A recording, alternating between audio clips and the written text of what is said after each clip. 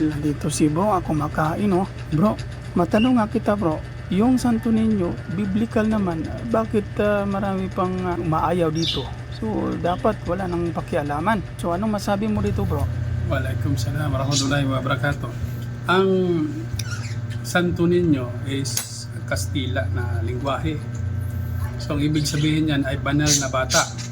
So, madaming banal dyan sa Bible. Sila si Pedro, si Juan, mga banal na tao.